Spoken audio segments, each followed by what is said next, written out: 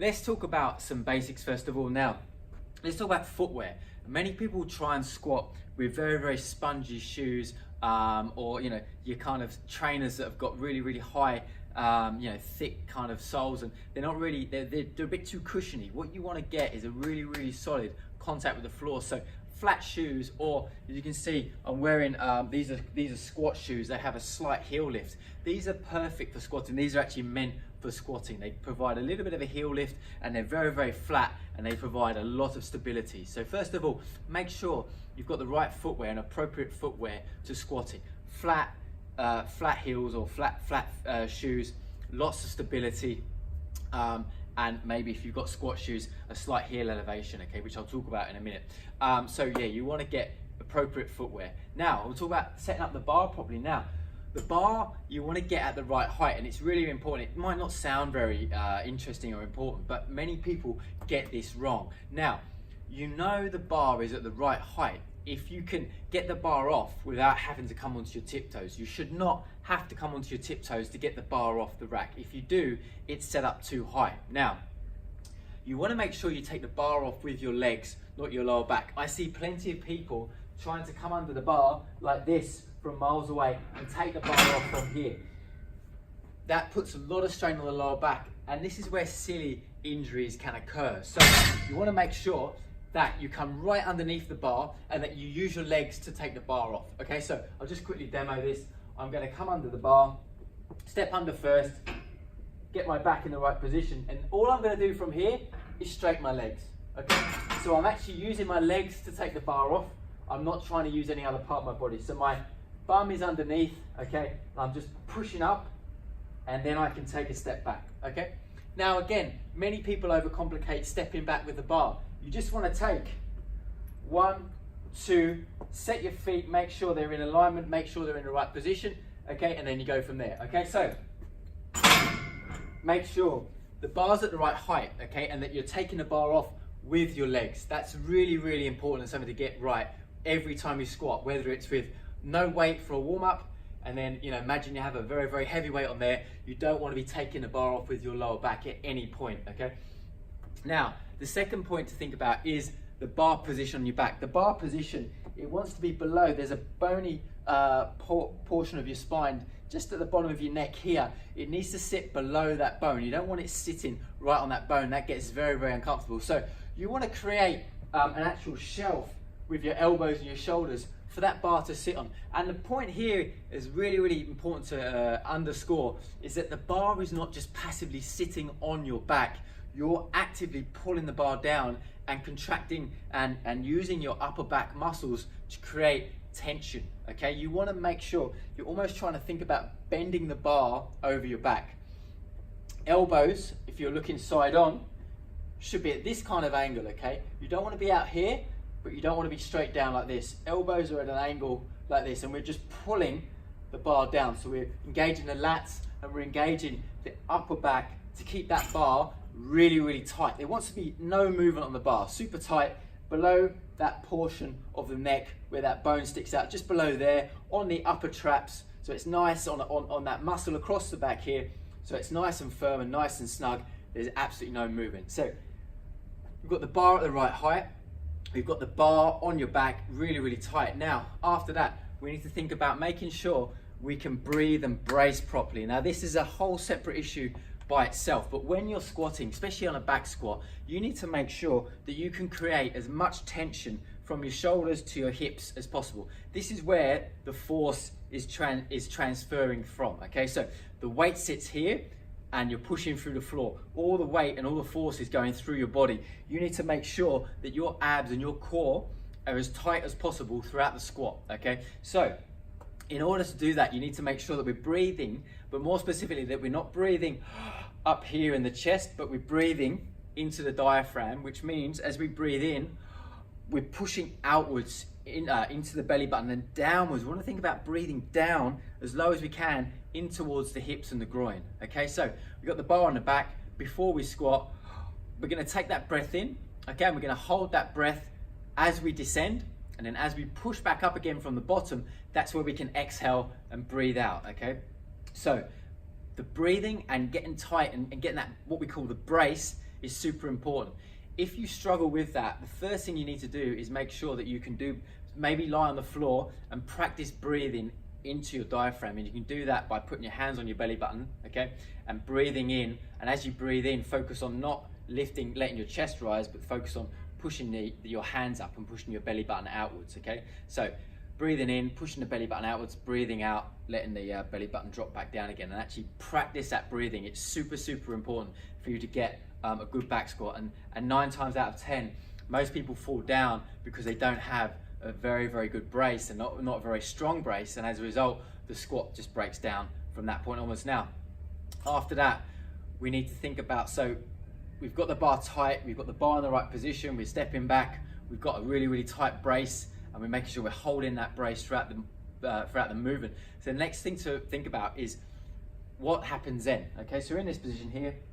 Now, some people just push their knees forward, and as a result, what happens is their heels start to come off the floor and they feel all the force through the knees, okay? Then you get other people who just push the hips back too much, and as a result, the knees don't really go forward. A lot of the force goes into the lower back, and they're not really squatting, but they're really kind of doing a bit of a good morning, okay? So what we have to do is you have to think about, imagine on a squat, you've got a band around the back of your knees and someone's pulling your knees forward, and at the same time, you've got a band around your hips and someone's pulling your hips back. So imagine your knees are being pulled that way, okay? And your hips are being pulled that way. And this needs to happen pretty much at exactly the same time. So from the top, okay, knees and hips should move pretty much at the same time. There's a slight argument to suggest that you might want to just push the hips back slightly first before you descend. So at the top, your legs are straight, abs are tight. You might want to just push the hips back slightly, and then hips and knees go at the same time, okay? Now, the knees, other than making sure they're being pushed forward, the other thing to think about is making sure you're pushing them out so they track over your toes and they point the same direction as your toes. Your toes should always be turned out on a squat. Now, the amount you turn them out will depend a little bit on your hip mobility and different things. It's going to be different for everyone, but your toes never want to be completely straight. That's not going to create any space in your hips. So you want to turn your toes out slightly, and you want to make sure that your knees follow in the same direction. So as you come down, your knees are pushed out. They're never going to drop inwards, okay? That's super important to remember. If your knees drop in a lot, then you may need to do some work on your adductors and maybe the outside of your hip to strengthen that up. And again, maybe at this moment, the back squat is not the best option and you regress the movement. Now, so that's the knees. Hips, guys, they're coming back at the same time. So it's neither just knees or only hips. Remember, knees and hips have to move at equal amounts, okay? Now, when you're at the bottom of the squat, you should notice the angle of your shin should be the same angle as your torso. So if you watch the bar, I'll do a squat for you. I'll step back, I'll pull the bar down, I'll brace, and as I get to the bottom, the angle of my shin should be the same angle as my torso, okay? That's what should occur. All right. If you notice that the angle's off, it might be that you're not moving your knees or you're not moving your hips back enough, okay? One or the other might be off, okay? This angle should match that angle when you're at the bottom of the squat. That's what you should notice, okay? Now, another thing to remember or think about is if you do have poor ankle mobility and you find that all the weight starts shifting into your toes and you can't keep your heels on the floor, you've got two options. Number one, squat shoes, okay? Bit of a heel lift, that will take that out immediately. Or number two, get some plates or something to elevate your heels slightly, just so you can keep your heels in contact with the floor or the plate the whole time. You do not want your heels coming off the floor during a squat. Your foot has to stay flat. Now, regarding the foot, you want to make sure that you're pushing through the whole foot, not just your toes, not just your heels. You want to make sure you're pushing your big toe down, you're trying to splay your toes, okay? And you're really trying to grip the floor and you're pushing through the floor with all of the foot, not just one part or the other part, okay? The whole foot pushes down, and when you're at the bottom of the squat, you're trying to think about pushing the floor away from you. That's a really, really good cue. Another cue is to try and think about spreading the floor, okay, in order to really get the glutes involved, but make sure that you're pushing a whole foot into the floor, okay? Now, when you come up to the top of the squat, another common thing I see is that you come up and people want to come up and squeeze their glutes at the top, okay? This isn't necessary, and the reason is that the squat is not a hip hinge. It's not about that hip movement or the glutes here. The glutes are massively involved in the squat, but they're involved towards the bottom. At that bottom part, once you go past 90 degrees, they're massively involved at that bottom part of the movement here, okay? So you do not need to come up and squeeze the glutes. That takes you into a really bad position at the top. You just need to think about standing up straight. You don't need to do that extra part at the top, okay? Really, really important point to bear in mind there, okay? Now, there's a thing called butt wink, okay? This is where the lower back will start to round, and this will happen for everyone on the squat, but it will happen at different points depending on several things, mainly to do with mobility, okay? Now, if you watch here, if I squat down, squat, and as I get to about here, my lower back will start to round, okay? So that just goes to show you that I want to be stopping when that rounding starts to occur. That's when I want to stop, okay?